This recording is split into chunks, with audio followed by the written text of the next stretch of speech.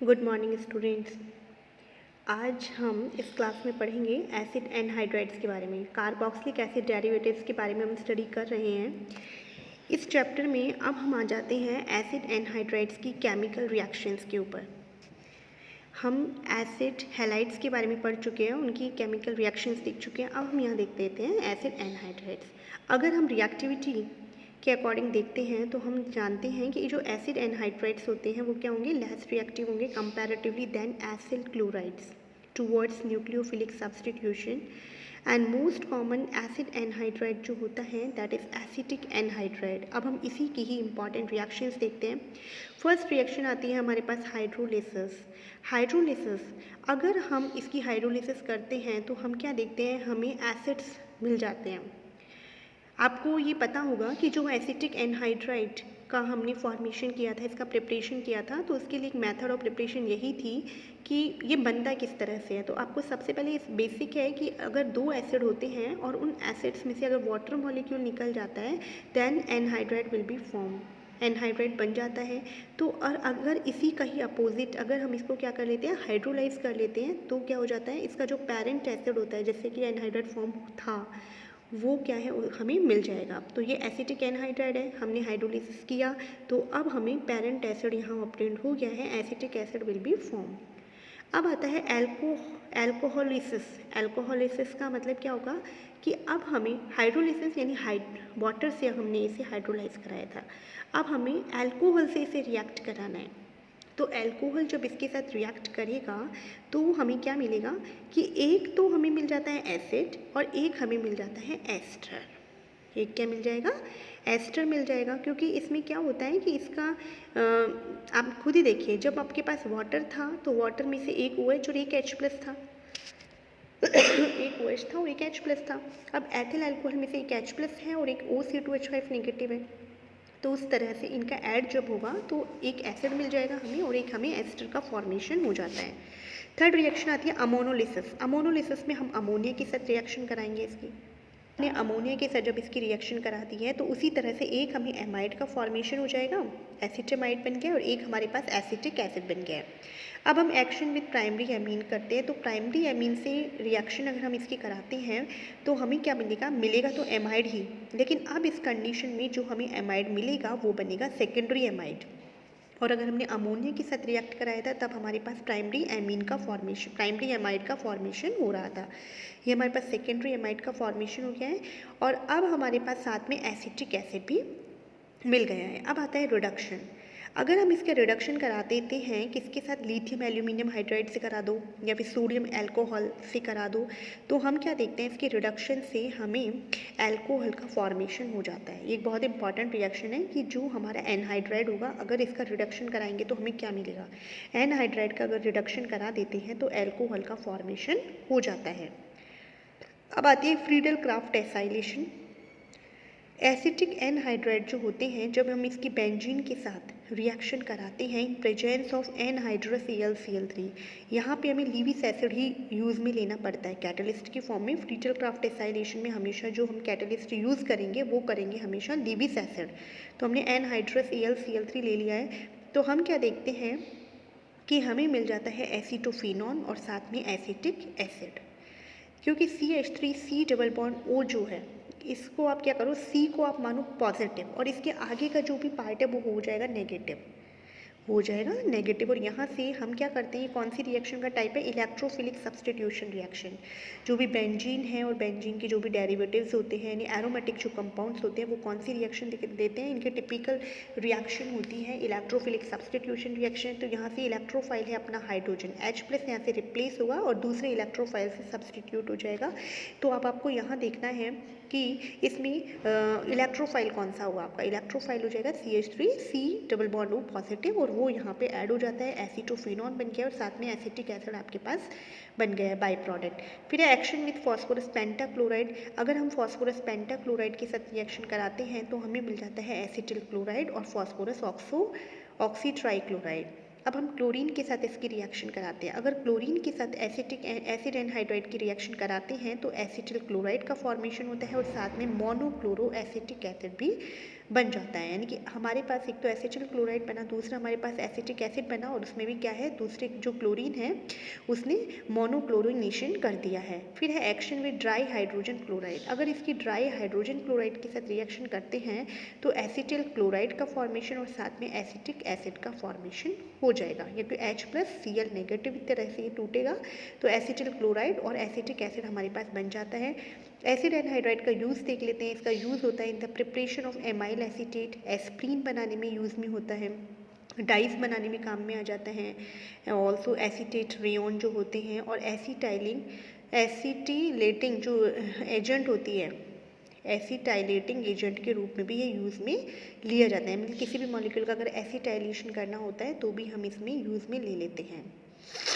अब आ जाता है हमारे पास एस्टर्स। एस्टर्स जो होते हैं वो एसिड क्लोराइड और एसिड एनहाइड्राइड के कंपैरिजन में लेस रिएक्टिव होंगे। यानी रिएक्टिविटी जो होती है सबसे ज़्यादा फर्स्ट होती है एसिड हैलाइड्स की, फिर एनहाइड्राइड्स की, फिर एस्टर्स की होती है, और फोर्थ नंबर पे होती है एमाइड्स की। जो मैथिल मैथेनॉइड होता है और एथिल एथेनॉइड होते हैं वो मोस्ट कॉमन एस्टर होते हैं। ये किस तरह से बनेंगे, कार्बोक्सिलिक एसिड की अगर हम रिएक्शन करा देते हैं किससे, एल्कोहल के साथ, तो हमें एस्टर्स का फॉर्मेशन हो जाता है। And they can be converted into carboxylic acid by acid और बेस हाइड्रोलिसिस। और अगर इनकी हाइड्रोलिसिस करा देते हैं, चाहे एसिड हाइड्रोलिसिस हो चाहे बेस हाइड्रोलिसिस हो, तो हम इनसे एसिड का फॉर्मेशन कर सकते हैं। और अगर इसका अमोनिया के साथ करा देते हैं तो एमाइड्स का फॉर्मेशन हो जाता है, और रिडक्शन पे हमें वही एल्कोहल का फॉर्मेशन ही होगा। हाइड्रोलिसिस देखिए यहाँ पे कि esters are hydrolysed to carboxylic acids in presence of an acid, whereas in presence of an alkali they produce sodium salt of carboxylic acid. हमने पहले एसिटिक हाइड्रोलिसिस दिखाई हुई है ऊपर वाली रिएक्शन में, एसिटिक एसिड बन गया है और साथ में इथेनॉल का फॉर्मेशन हुआ है। एल्केलाइन हाइड्रोलिसिस अगर हम इसकी करते हैं तो हमारे पास बन जाता है एसिड का सॉल्ट, यानी कि सोडियम एसीटेट, और साथ में एल्कोहल इथेनॉल का फॉर्मेशन हो गया है। अब हम देखते हैं एक्शन ऑफ अमोनिया।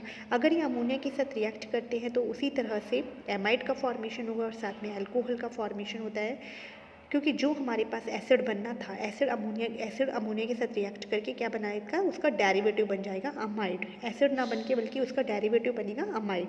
अगर सिंपल वाटर लेते हैं तब तो हमें एसिड ही मिलेगा। इसके अलावा अगर हम कुछ भी चीज़ लेते हैं तो एसिड का डेरिवेटिव ही मिलता है। अगर एल्कोहल लिया था तो एल्कोहल देखिए यहाँ पे क्या हो जाता है, अगर अमोनिया लिया है तो आपको क्या मिला है, एसिटेमाइड मिला है। और अगर आपने यहाँ पे खाली वाटर के साथ कराया था हमें एसिड मिला था। अगर आपने NaOH ले लिया था तो हमें उसका सॉल्ट बन गया था एसिड का। और अगर आपने अमोनिया लिया है तो हमें एमाइड मिल गया है यहाँ पे। अब ये इसकी मैकेनिज्म दिखाई हुई है, मैकेनिज्म इसी तरह से दिखाई हुई है कि जो अमोनिया है वो किसकी तरह बिहेव करता है, लीविस बेस की तरह बिहेव करता है। और जो यहाँ पे कार्बन है वो क्या है, इलेक्ट्रोपॉजिटिव होता है, मतलब सॉरी, वो जो कार्बन होता है वो क्या है, इलेक्ट्रॉन डेफिशिएंट हो जाता है यहाँ पे, और ये यहाँ पे अटैक कर देता है। अटैक करने के बाद इस तरह से सब्सटेंस बनता है। फिर यहाँ पे जो O नेगेटिव है फिर वापस से यहाँ से क्या हो जाता है, H+ यहाँ से एलिमिनेट हो जाता है, NH3+ का H+ यहाँ से एलिमिनेट हो जाता है। और जो O नेगेटिव है आपके पास H+ यहाँ से एलिमिनेट हो जाएगा आपका यहाँ से, और ये NH2 रह जाएगा। और अब यहाँ पे बॉन्ड का फॉर्मेशन हो जाता है। ऑक्सीजन जो नेगेटिव वाला ऑक्सीजन है वो क्या कर लेता है, यहाँ पे बॉन्ड बना देता है, और इथॉक्सी OC2H5 नेगेटिव यहाँ से निकल जाएगा। और जो H+ हमारा अमोनियम NH3+ से निकला है वो H यहाँ पे ऐड होके एल्कोहल का फॉर्मेशन हो जाएगा, और साथ में एसिटेमाइड हमारे पास बन गया है। अब देखते हैं रिडक्शन देख लेते हैं। On reduction with lithium aluminium hydride sodium and alcohol, esters जो होते हैं वो एल्कोहल का फॉर्मेशन कर देते हैं। अब हैलोजिनेशन देख लेते हैं। एक बहुत इंपॉर्टेंट रिएक्शन है जो हमने पहले पढ़ चुके हैं, हेल-वोल्हार्ड-जेलेंस्की रिएक्शन है। इसमें क्या होता है कि एस्टर्स जो होते हैं वो क्लोरीन और ब्रोमीन के साथ अगर रिएक्ट करेंगे इन the presence of red phosphorus तो अल्फा हैलोजिनेशन हो जाएगा यहाँ पे, यानी और हमें अल्फा हैलोजिनेटेड एस्टर्स मिल जाते हैं। ये हमने एसिड में भी देखा था, एसिड के अंदर भी ये रिएक्शन हुई थी, और यही एसिड का डेरिवेटिव जो है आपका एस्टर, ये भी यही रिएक्शन देता है। तो यहाँ पे अल्फा हैलोजिनेशन हो जाएगा, तो अल्फा ब्रोमो एथिल एसीटेट हमें मिल गया है। अब आता है क्लीजन कंडेंसेशन, ये भी बहुत इंपॉर्टेंट रिएक्शन है, एस्टर की ही बहुत इंपॉर्टेंट रिएक्शन है। One molecule of an ester combines with second molecule of that ester in presence of sodium alkoxide to give an aldehyde और an ketone, and this reaction is known as Claisen condensation. इसमें क्या होता है कि एक ester molecule दूसरे ester molecule के साथ रिएक्ट करेगा in the presence of sodium alkoxide. Sodium alkoxide की उपस्थिति में ये रिएक्ट करेगा और एल्डिहाइड कीटोन का फॉर्मेशन होगा। इसे हम बोलते हैं क्लेजन कंडेंसेशन। देखिए यहाँ पे ये हमारे पास एस्टर मॉलिक्यूल है 2। अब हम सोडियम इथॉक्साइड की प्रेजेंस में रिएक्शन कराते हैं तो क्या होगा कि एक जो हमारा बेस है इसकी प्रेजेंस में क्या होगा, एक अल्फा कार्बन जो कार्बन होगा वहाँ से हाइड्रोजन निकल जाएगी और कार्बेनाइन बन जाएगा CH2 नेगेटिव वाला, और दूसरा कार्बन जो है उसके ऊपर यानी एक न्यूक्लियोफाइल बन गया एक मॉलिक्यूल का, वो न्यूक्लियोफाइल उस दूसरे वाला एस्टर मॉलिक्यूल के ऊपर रिएक्ट करेगा और रिएक्ट करके क्या हो जाएगा, इसका जो कार्बन पॉजिटिव एंड है वहाँ पे रिएक्शन कर देगा, वहाँ पे ये अटैच हो गया है और फिर उसी तरह से रिएक्शन होगी, यानी कि जो O नेगेटिव था वो वापस से बॉन्ड बना लेगा और आपका इथॉक्सी ग्रुप जो है वो यहाँ से टर्मिनेट हो जाएगा और और वो वहाँ से वो करके अल्कोहल का फॉर्मेशन हो जाएगा और इथाइल एसीटोएसीटेट का फॉर्मेशन यहाँ आपका हो गया है। ये क्लीजन कंडेंसेशन कहलाती है, जब दो मॉलिक्यूल्स जो हैं एस्टर के molecules in the presence of base sodium alkoxide के प्रेजेंस में रिएक्ट करते हैं तो जो इनके बीच में जो न्यूक्लियोफिलिक सब्स्टिट्यूशन रिएक्शन, जिस तरह से हमने अभी अमोनिया वाला केस देखा था उसी तरह से हमें रिएक्शन शुरू करनी है। बस यहाँ पे न्यूक्लियोफाइल के ऊपर क्या बनेगा, कार्बेनाइन बनेगा, यहाँ से हाइड्रोजन हट जाएगी CH3 से एक मॉलिक्यूल की और CH2 नेगेटिव बन जाएगा और ये कार्बेनाइन फिर दूसरे मॉलिक्यूल के ऊपर अटैक करेगा तो हमारे पास इथाइल एसीटोएसीटेट का फॉर्मेशन हो जाएगा। अब आ जाती है 6th रिएक्शन है action of phosphorus pentachloride and thionyl chloride. Phosphorus pentachloride और थायोक्लोराइड के साथ रिएक्शन अगर एस्टर्स की होती है तो एस्टर्स एसिड हैलाइड्स के बीच के अंदर कन्वर्ट हो जाते हैं। जैसे एस्टर है तो एसिड क्लोराइड बन गया है, इथाइल इसके SOCl2 से भी हमारे पास एसिटिल क्लोराइड बना है और साथ में इथाइल क्लोराइड बना है और इथाइल इथेनॉइड के प्रेजेंस में हम देखते हैं एसिटिल क्लोराइड और इथाइल क्लोराइड का फॉर्मेशन हो जाता है। PCl5 से रिएक्शन देखा है तो बेंजोइल आपके पास ये क्या बन गया है, यहाँ पे बेंजोइल क्लोराइड का फॉर्मेशन हो गया है। मिथाइल बेंजोइट आपने लिया था और यहाँ से PCl5 में बेंजोइल क्लोराइड का फॉर्मेशन हो गया है। अब आती है 7th reaction transesterification. Transesterification का मीन क्या होता है, conversion of a carboxylic acid ester into a different carboxylic acid ester. Transesterification है एक एस्टर का दूसरे एस्टर में कन्वर्जन ही क्या कहलाता है, ट्रांस एस्टरिफिकेशन। कैसे होगा ये कि जब हमने किसी एस्टर को ट्रीट कराया है with the excess amount of an alcohol in the presence of either an acid और अ बेस, तो फिर वहाँ पे क्या होता है, एक्सचेंज ऑफ एल्कोक्सी ग्रुप हो जाएगा और आपको क्या मिलेगा, एक मिलेगा ईस्टर ही लेकिन डिफरेंट ईस्टर मिल जाता है।